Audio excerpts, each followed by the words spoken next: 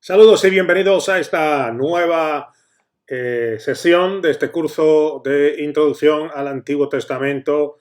Y bueno, ya estamos entrando en esta segunda semana del curso y estaremos hablando de cosas muy interesantes a lo largo del mismo. Así que les invito a que presten atención a todo lo que tenemos en esta sesión, en este primer video.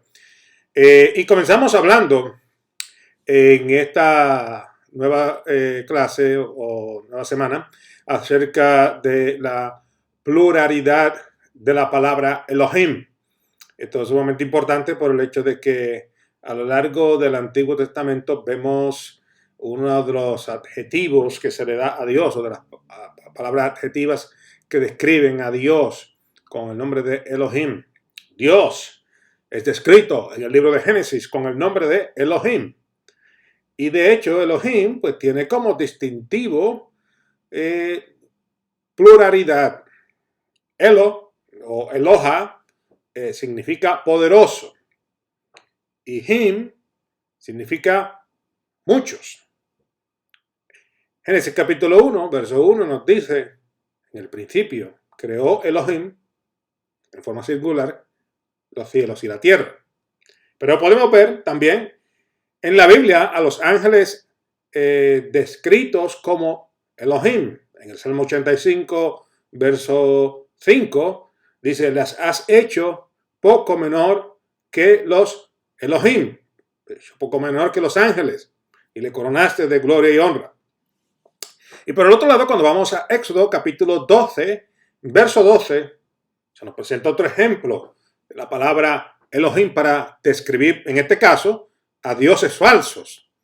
Pues yo pasaré aquella noche por la tierra de Egipto y heriré a todo primogénito en la tierra de Egipto, así de los hombres como de las bestias, y ejecutaré mis juicios en todos los dioses. Y ahí, cuando vamos al original, esa palabra dioses está escrita con la palabra Elohim. Y ejecutaré mis juicios en todos los Elohim de Egipto. Yo, el Señor. Así que cuando los hombres de Asdod vieron lo que sucedía, dijeron, el arca del Dios, el arca del Elohim de Israel, no debe quedar con nosotros, pues su mano es dura sobre nosotros y sobre Dagón, nuestro Elohim. Y eso lo vemos nosotros en 1 Samuel capítulo 5, verso 7. En este caso vemos la palabra Elohim en singular. Así que vemos, en este pasaje bíblico en particular de 1 Samuel capítulo 5, verso 7, vemos el concepto de Elohim en singular y en plural. Así que en el mismo texto bíblico. Así que es sumamente importante que cuando nosotros hablamos de Elohim, pues Elohim tiene muchos significados y es por eso que entonces, volviendo a la primera lección, el nombre más utilizado en el judaísmo para describir a Dios, de una que otra vez usa la palabra Elohim, pero la palabra más utilizada es Adonai.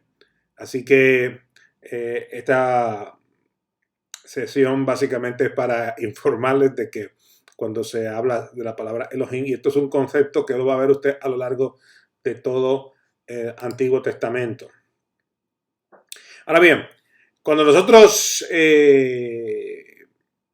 hablamos acerca del Antiguo Testamento o del Tanaj, es bien importante que nosotros entendamos su autoridad. Y cada vez que Yeshua, Jesús y los discípulos hacían referencia en el Nuevo Testamento a las Escrituras, estaban justamente hablando acerca del Tanaj. El Antiguo Testamento testifica acerca de Jesucristo. Eso lo vemos en Juan capítulo 5, verso 39. Y de igual forma, vemos que Yeshua, Jesús, utiliza el Tanaj como referencia para sustentar su divinidad. Lo vemos bien en Mateo capítulo 4, versos del 1 al 11. Y son las Escrituras. Es el Tanaj. las que definen a Jesús como el Hijo de Dios. Eso lo vemos también en Juan, capítulo 10, versos del 31 al 36. Así que a lo largo de todo el Nuevo Testamento, particularmente en todos los evangelios, que es donde vemos nosotros la vida y ministerio de Jesús, vemos a Jesucristo, a Yeshua HaMashiach, manteniendo esa antigua tradición judía de recordar la palabra hablada que más tarde fue escrita con el fin de que la nación hebrea nunca se olvidase de Adonai y de sus preceptos. Recordemos que, como toda sociedad oriental, lo que vemos nosotros escrito en un momento dado, antes de que se escribiese, se había mantenido en forma de tradición oral, pasándose de generación en generación.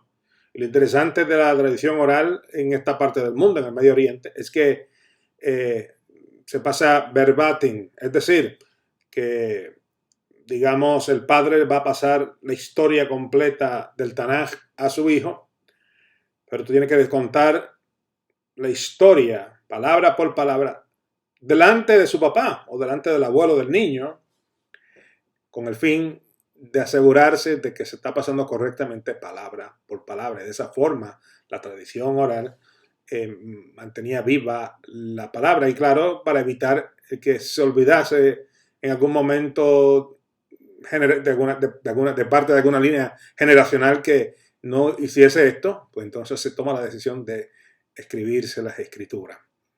Así que vemos nosotros que toda esa tradición de recordar la palabra hablada y que más tarde fue escrita es mantenida por Jesús durante su tiempo de vida y ministerio terrenal.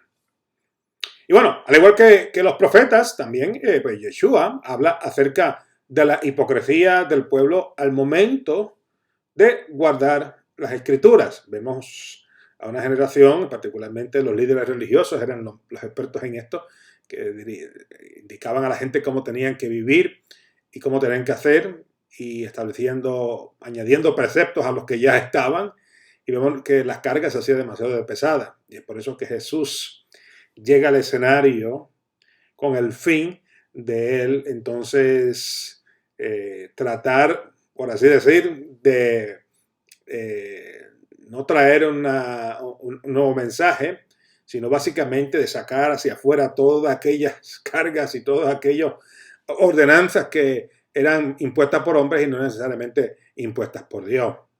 Y es por eso que entonces el mensaje de Jesús apela mucho a las masas. Bien, vemos que estas enseñanzas de Yeshua acerca de las Escrituras, pues claro, dan ese enfoque, dan esa nueva luz en la interpretación de las mismas. Las enseñanzas de Cristo utilizando las Escrituras fueron de carácter dinámico. Esto cautivó a miles de personas y por supuesto avergonzó, molestó en gran manera a los eruditos religiosos de aquel entonces, pero la realidad es que había que hacerse porque las cargas religiosas que había sobre la población era algo impresionante. Y cuando entonces vamos más allá de Jesús y llegamos a la vida de los apóstoles, digamos, creo que el exponente más grande que tenemos nosotros en el Nuevo Testamento es el apóstol Pablo. Y Pablo, pues, es otra de las grandes autoridades que habló teniendo como base el Tanaj.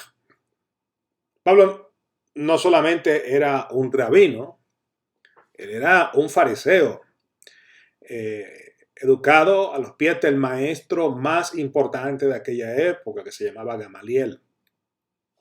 Y su educación es básicamente considerada por muchos teólogos al equivalente de un PhD, un PhD en teología judaica.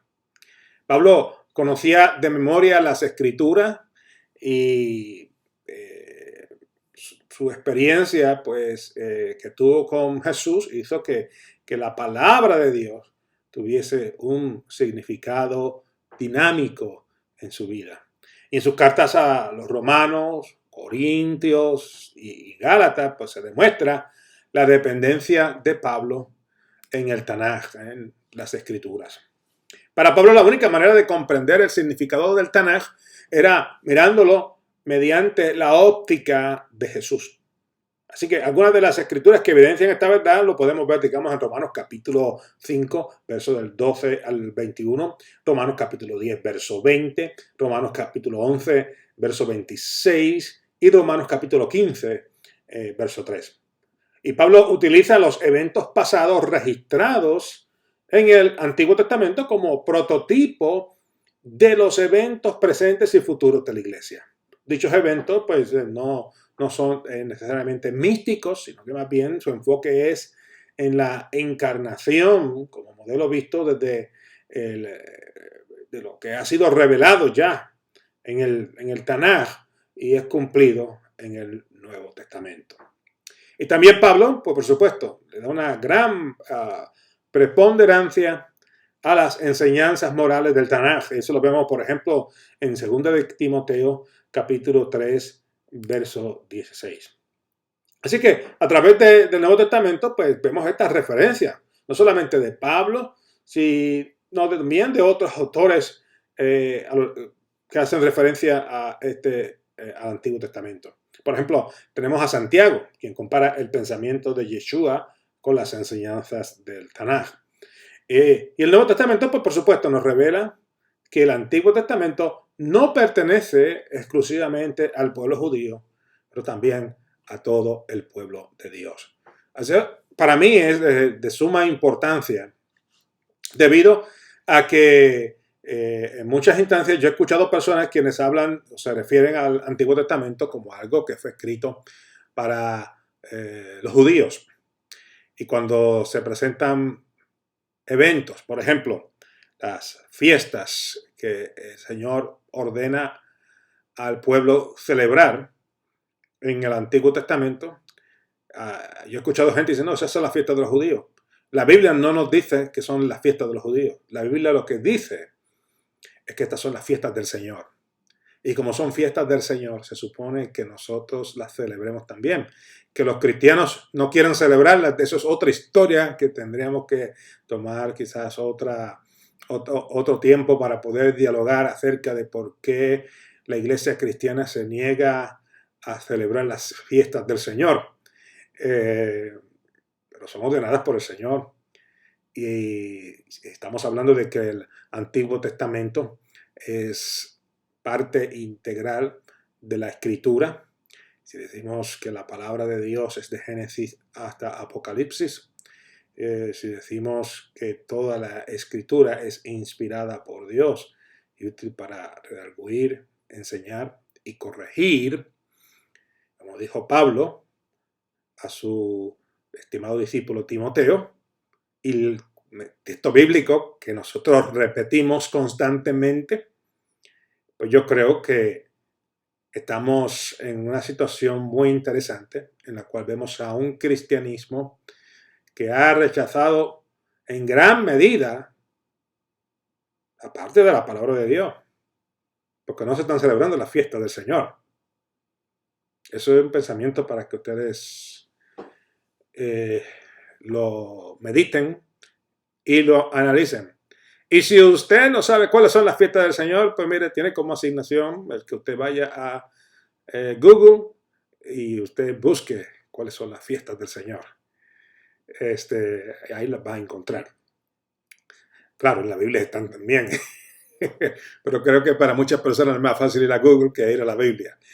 Así que de una u otra forma, pues busque eso y entérese, porque es que a la verdad que yo llevo muchos años con esta batalla porque lamentablemente dentro del cristianismo tenemos muchas concepciones que son muy erróneas, muy equivocadas. Y cuando nosotros vamos a las escrituras y vamos a la raíz de lo que leemos en la palabra de Dios, muchas cosas que, bueno, a lo largo de este curso yo las voy a ir soltando poco a poco porque no quiero que se me asusten. Amén. Bueno, entramos entonces a los enfoques del Antiguo Testamento y bueno, cuando hablamos de estos enfoques, uno de ellos es la historia de la creación, ¿no? Y la historia de la creación, según la vemos en el Tanaj, es muy parecida al relato de otras civilizaciones de la región. De hecho, hay muchos otros documentos antiquísimos escritos por los cananeos, aún por los egipcios, los cuales tienen un relato de la creación muy similar al que nosotros tenemos en Génesis. Y el Antiguo Testamento también pues tiene otro enfoque muy interesante, y es un enfoque histórico, el cual es verificado por los restos de las civilizaciones pasadas, quienes convivían en torno a ello. Y yo creo que eso es lo que lo hace muy especial. Todos estos descritos históricos ayudan particularmente a las personas que son agnósticas o ateas, o que quieren buscar las 5 patas al gato, a que entonces vayan a otras fuentes y puedan entonces verificar la veracidad del relato bíblico. Entonces, pues, puede ir a la arqueología, se puede ir a la historia, y se puede ir a otras, a la antropología.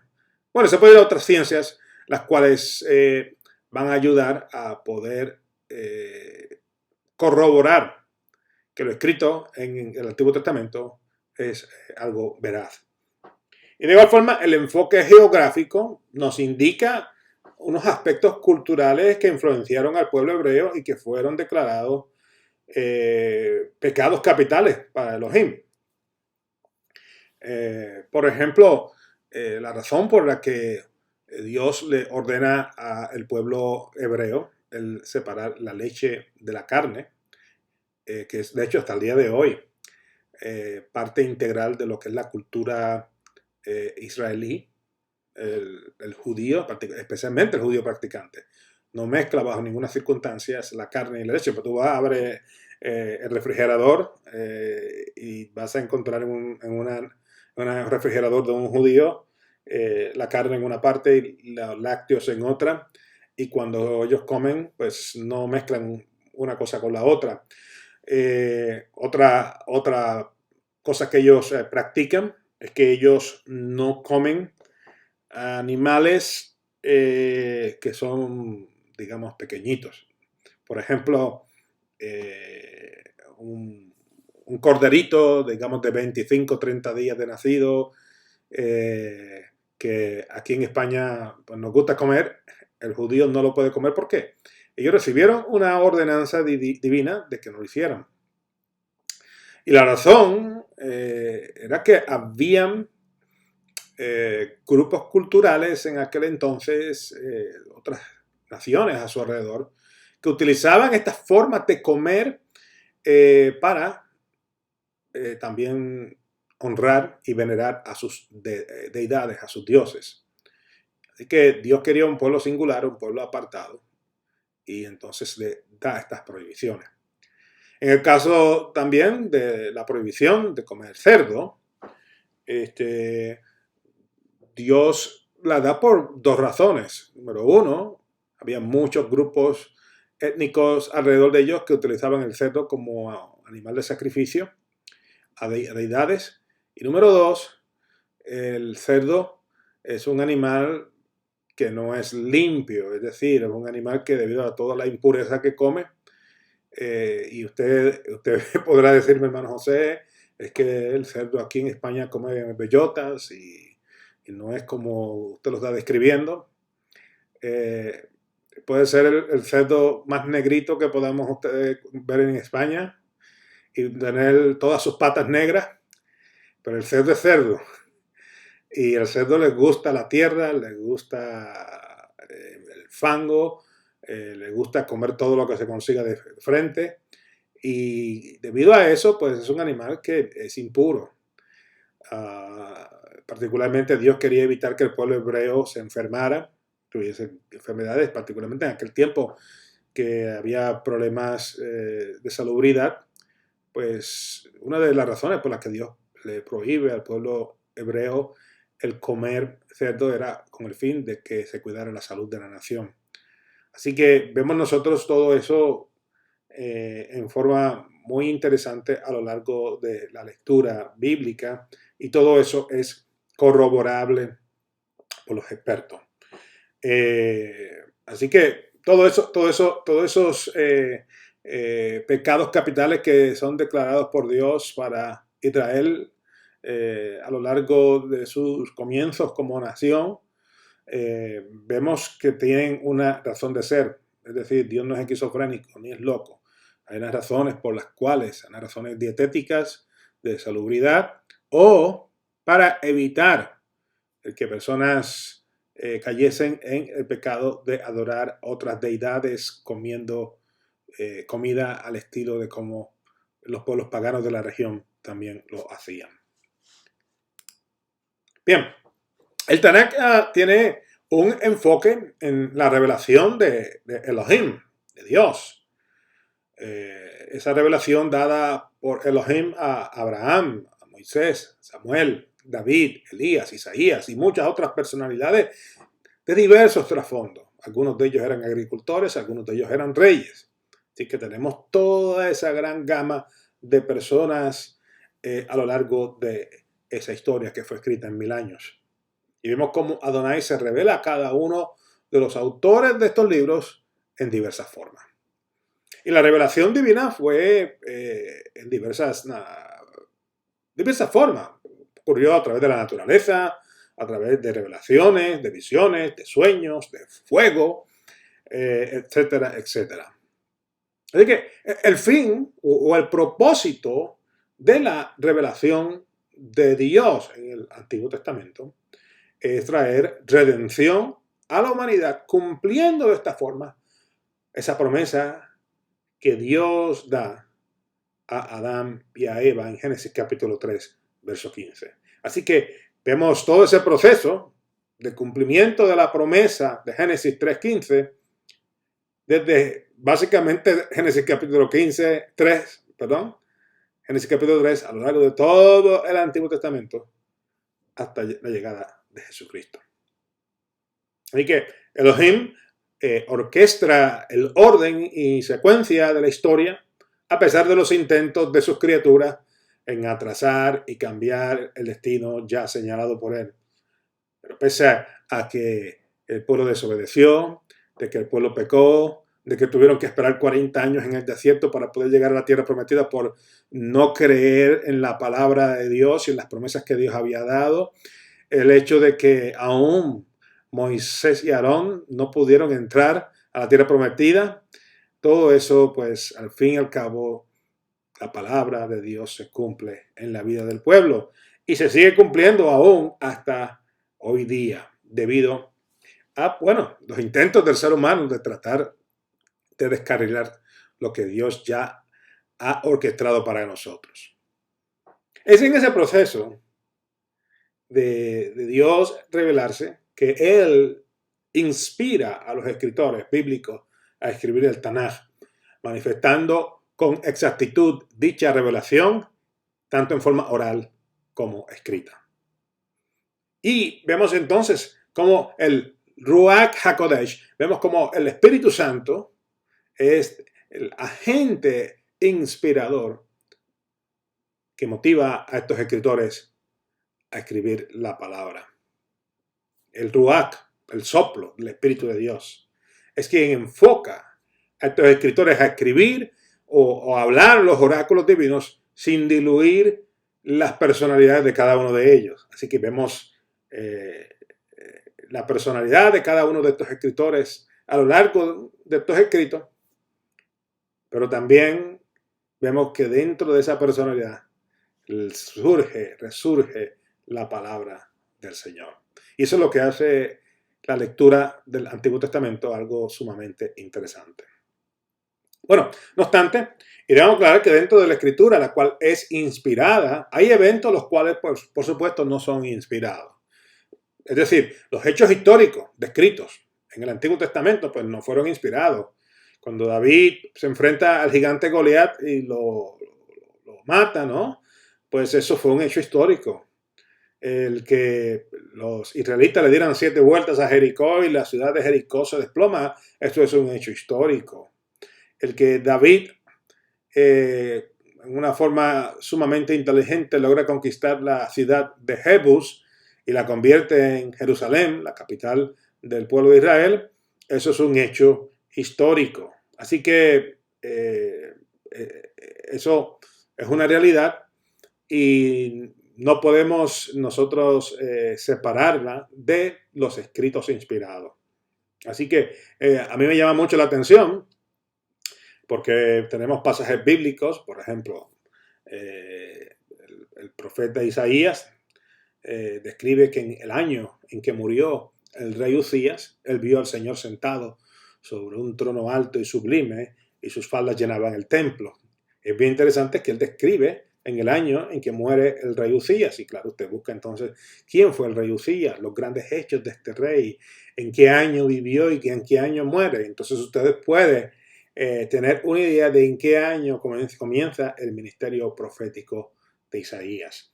Así que eso para mí es sumamente importante porque nos da a nosotros realidad de geografía, de historia o eventos que pueden ser corroborados con la palabra del Señor.